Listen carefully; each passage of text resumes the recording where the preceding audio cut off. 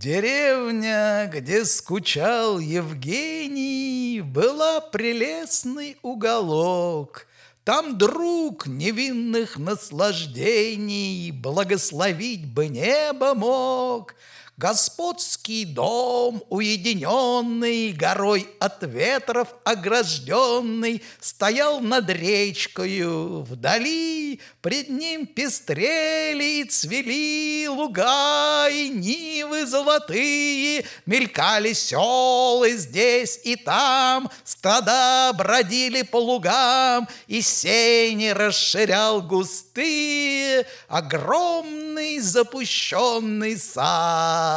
Приют задумчивых дриад. Почтенный замок был построен, как замки строиться должны, отменно прочен и спокоен, во вкусе умной старины, везде высокие покои, в гостиной штофные обои, цари, портреты на стенах и печи в пестрых израстах. Все это ныне обветшало, не зная, правда, почему, да, впрочем, другу моему в том нуждым было очень мало, затем, что он равно зевал среди модных и старинных зал. Он в том покое поселился, где деревенский сторожил лет 40 с ключницей бранился, в окно смотрел и мух давил. Все было просто: пол дубовый, 2 шкафа, стол, диван пуховый, нигде ни пятнышка чернил. Онегин шкафы отворил, в одном нашел тетрадь расхода, в другом наливок целый строй, кувшины с яблочной водой и календарь 8-го года. Старик, имея много дел, в иные книги не глядел. Один среди своих владений, чтоб только время проводить, сперва задумал наш Евгений порядок новый учредить. В своей глуши мудрец пустынный ярем от барщины старинный оброком легким заменил, и раб судьбу благословил. Зато в углу своем надулся, увидя в этом страшный вред, его расчетливый сосед. Другой лукаво улыбнулся, и в голос все решили так, что он опаснейший чудак. Сначала все к нему езжали, но так как с заднего крыльца обыкновенно подавали ему донского жеребца, лишь только вдоль большой дороги заслушат их домашние дроги, поступком оскорбясь таким, все дружбу прекратили с ним. Сосед наш неуч, сумасбродит, он фармазон, он пьет одно стаканом красное вино, он дамам к ручке не подходит, все да да нет, не скажет дас или нет. Таков был общий глас. Свою деревню в ту же пору помещик новый прискакал и столь же строгому разбору в соседстве повод подавал. По имени Владимир Ленской, с душою прямо геттингенской, красавец в полном цвете лет. Поклонник Канта и поэт, он из Германии туманной привез учености плоды, вольнолюбивые мечты, дух пылкий и довольно странный, всегда восторженную речь и кудри черные до плеч. Он хладного разврата света Еще увянуть не успев, его душа была согрета приветом друга, лаской дев. Он сердцем милый был невежда, его лелеяла надежда и мира новый блеск и шум. Его пленяли юный ум, он забавлял мечтою сладкой сомнение сердца своего. Цель жизни нашей для него была заманчивой загадкой. Над ней он голову ломал и чудеса подозревал. Он верил, что душа родная соединиться с ним должна, что безвозвратно изнывая его повседневно ждет она. Он верил, что друзья готовы за честь его принять оковы, и что не дрогнет их рука разбить сосуд клеветника, что есть избранные судьбами людей священные друзья, что их бессмертная семья неотразимыми лучами когда-нибудь нас озарит и мир блаженством одарит. Негодование, сожаление, ко благу чистая любовь и славы сладкое мучение в нем рано волновали кровь. Он с лирой странствовал на свете под небом Шиллера и Гетте. Их поэтическим огнем душа воспламенялась в нем, и муз возвышенных искусства счастливец он не постыдил, он в песнях гордо сохранил всегда возвышенные чувства, порывы девственной мечты и прелесть важной простоты. Он пел любовь, любви послушный, и песнь его была ясна, как мысли девы простодушной, как сан младенца, как луна. В пустынях неба безмятежных, богиня тайны, вздохов нежных, он пел разлуку и печаль, и нечто, и туманную даль, и романтические розы. Он пел те дальние страны, где долго в лоно тишины лились его живые слезы. Он пел поблеклый жизни цвет, без малого 18 лет. В пустыне, где один Евгений мог оценить его дары, господ соседствующих селений ему не нравились пиры. Бежал он их беседы шумной, их разговоров благоразумной о сенокосе, о вине, о псарне, о своей родне.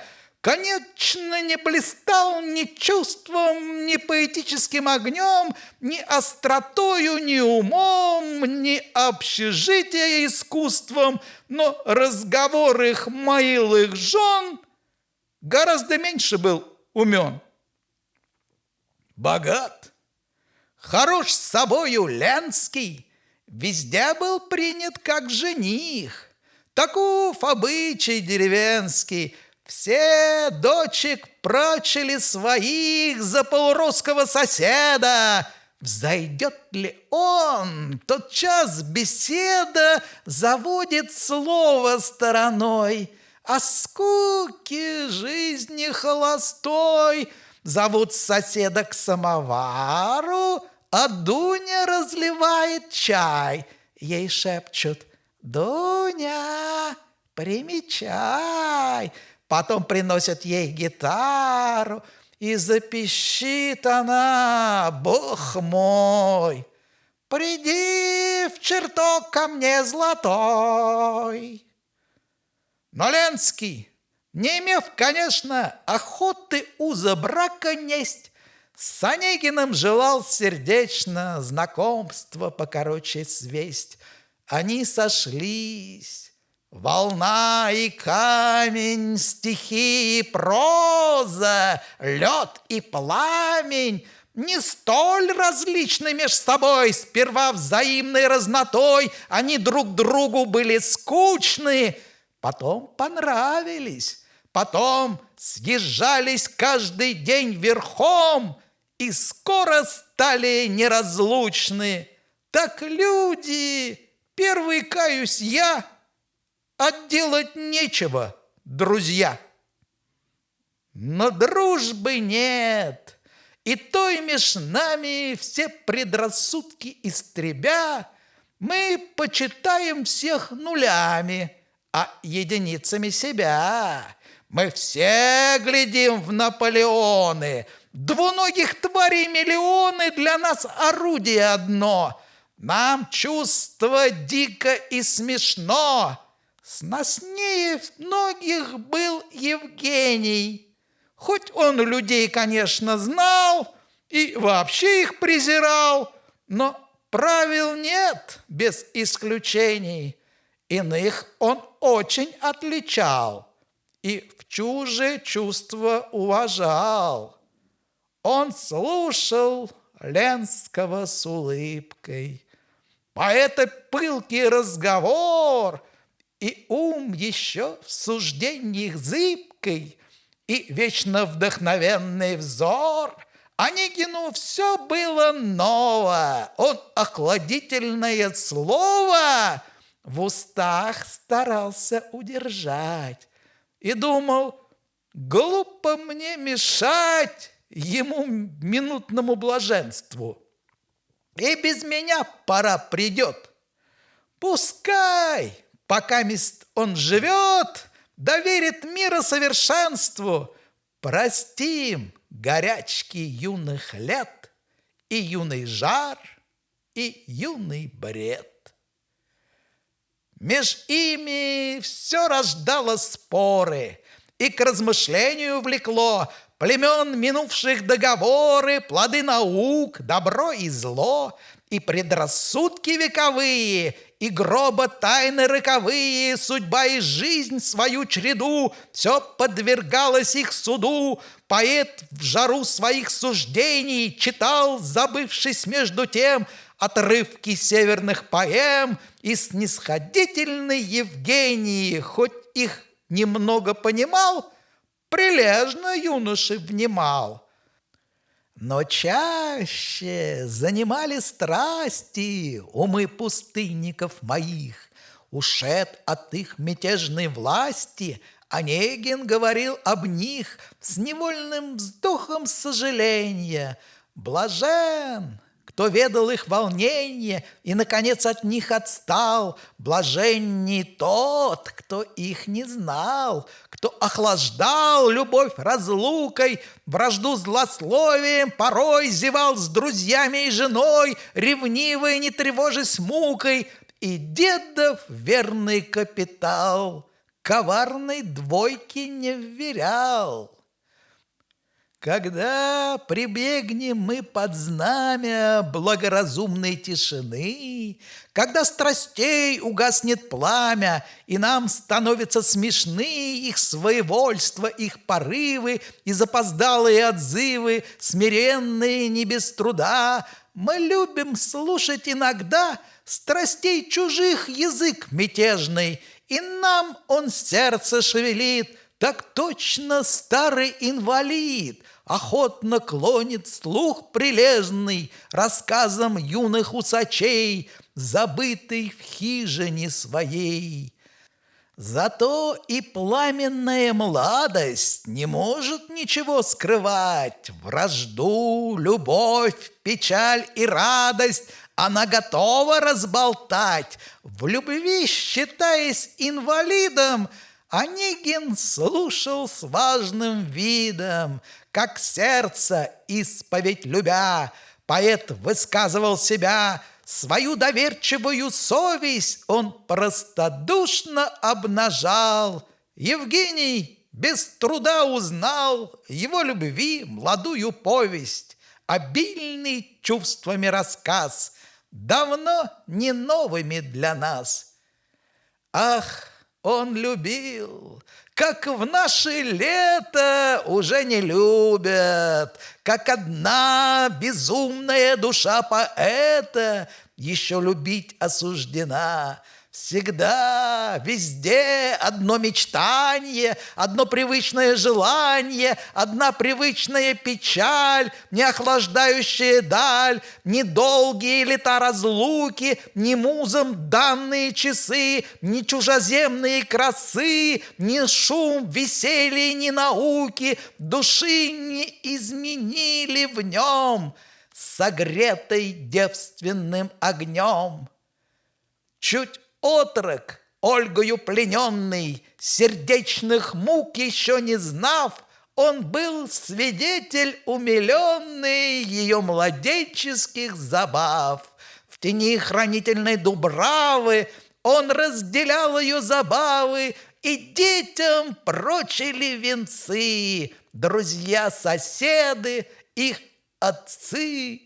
В глуши под сенью смиренной невинной прелести полна, в глазах родителей она цвела, как ландыш потаенный, незнаемый в траве глухой ни мотыльками, ни пчелой. Она поэту подарила молодых восторгов первый сон, и мысль об ней одушевила его цевницы первый стон.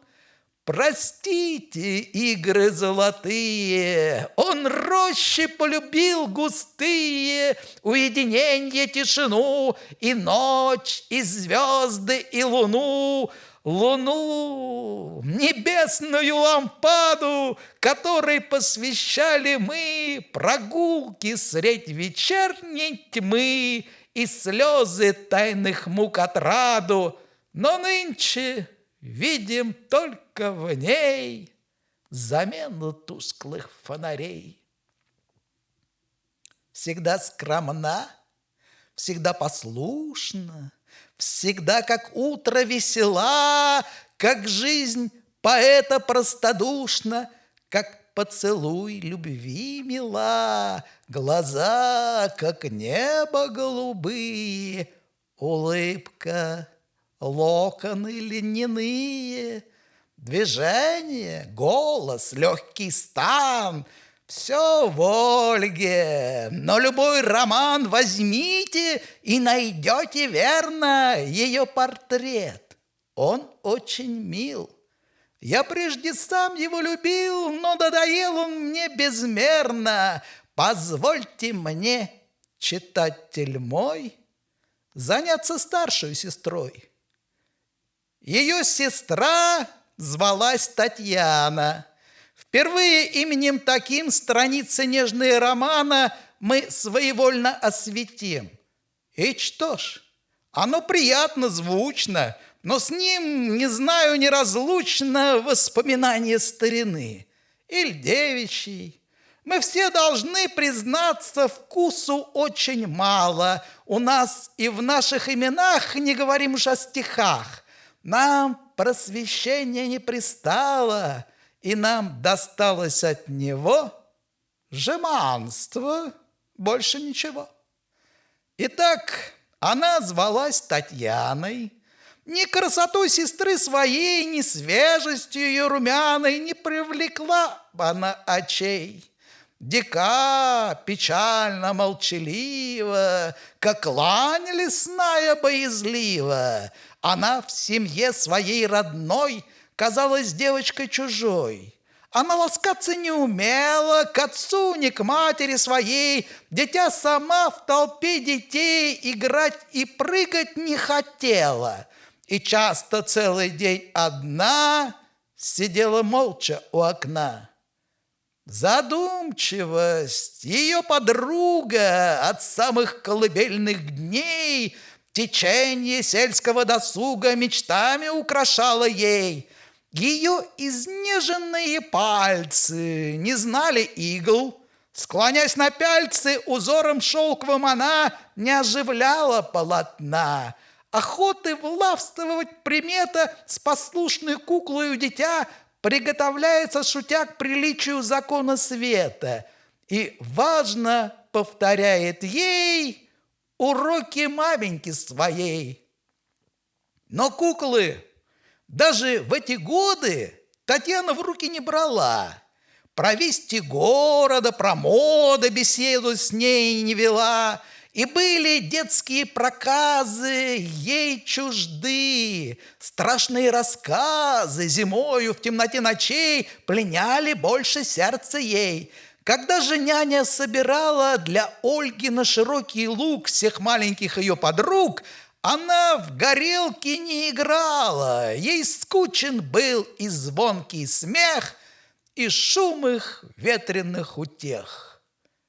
Она любила на балконе предупреждать зари восход.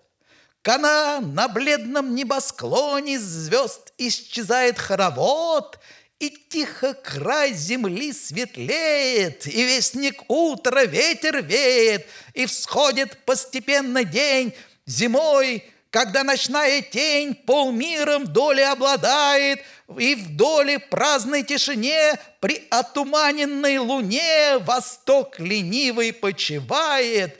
Привычный час пробуждена, вставала при свечах она. Ей рано нравились романы. Они ей заменяли все. Она влюблялась в обманы и Ричардсона, и Руссо. Отец ее был добрый малый, в прошедшем веке запоздалый, но в книгах не видал вреда. Он не читал их никогда и почитал пустой игрушкой, и не заботился о том, какой у дочки тайный том дремал до утра под подушкой. Жена ж его была сама от Ричардсона без ума. Она любила Ричардсона не потому, чтобы прочла, не потому, что Грандисона она Лавласу предпочла, но в старину княжна Алина, ее московская кузина, твердила часто ей об них. В то время был еще жених ее супруг, но поневоле она вздыхала по-другому, который сердцем и умом ей нравился гораздо более. Сей Грандисон был славный фарант, игрок и гвардии сержант. Как он, она была одета всегда по моде и к лицу, но, не спросясь ее совета, девицу повезли к венцу. И чтоб ее рассеять горе, разумный муж уехал вскоре в свою деревню, где она, Бог знает, кем окружена. Рвалась и плакала сначала, с супругом чуть не развелась, потом хозяйством занялась, привыкла и довольна стала. Привычка свыше нам дана, замена счастью она. Привычка усладила горе, неотразимое ничем. Открытие большое вскоре ее утешило совсем. Она меж делом и досугом открыла тайну, как супругом самодержавно управлять. И все тогда пошло на стать. Она езжала по работам, солила на зиму грибы, вела расходы, брила лбы, ходила в баню по субботам, служанок била, осердясь. Все это мужа не спросясь. Бывало, писывала кровью она в альбомы нежных дев, звала Полиною Просковью и говорила нараспев, корсет носила очень узкий, и русский «ан» на «ан» французский произносить умела в нос. Но вскоре все перевелось. Корсет, альбом, княжну Алину, стишков чувствительных тетрадь она забыла. Стала звать Акулькой прежнюю Селину и обновила, наконец, на вате шлафор и чепец. Но муж любил ее сердечно, в ее затеи не входил, во всем ей веровал беспечно, а сам в халате ел и пил. Покойно жизнь его катилась, под вечер иногда сходилась соседей добрая семья, нецеремонные друзья, и потужить, и позлословить, и посмеяться кой о чем. Проходит время между тем, прикажет Ольге чай готовить, там ужин, там и спать пора, и гости едут со двора. Они хранили в жизни мирной привычки милой старины. У них на масленице жирной водились русские блины. 2 раза в год они говели, любили круглые качели, по блюдной песне хоровод. В день Троицын, когда народ, зевая, слушает молебен, умильно на пучок зари они роняли слезки 3. Им квас, как воздух, был потребен, и за столом у них гостям носили блюды по чинам. Итак, они старели оба, и отворились, наконец, перед супругом двери гроба, и новый принял он венец. Он умер в час перед обедом, оплаканный своим соседом, детьми и верною женой, чистосердечней, чем иной.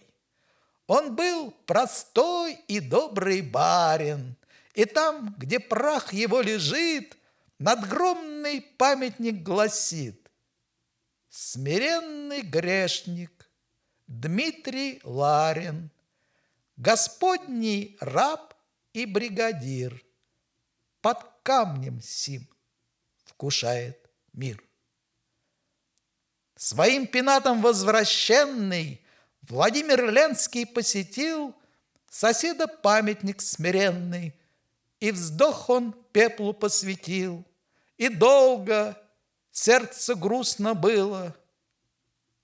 «Пор Иворич, — молвил он уныло, — он на руках меня держал, как часто в детстве я играл его очаковской медалью. Он Ольгу прочил за меня, он говорил: дождусь ли дня?»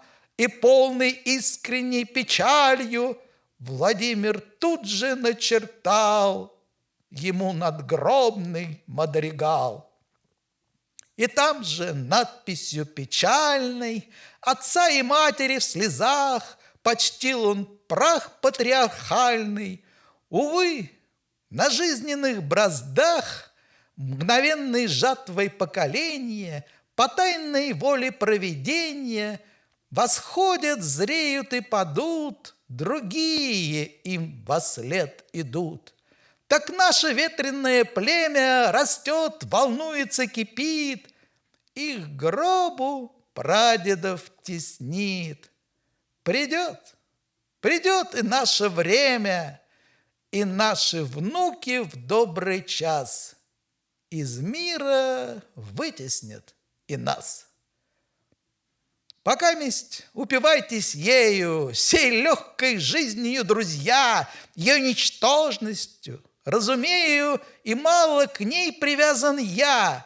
Для призраков закрыл я вежды, но отдаленные надежды тревожат сердце иногда. Без неприметного следа мне было б грустно мир оставить. Живу, пишу не для похвал, но я бы, кажется, желал печальный жребий свой прославить, чтоб обо мне, как верный друг, напомнил хоть единый звук.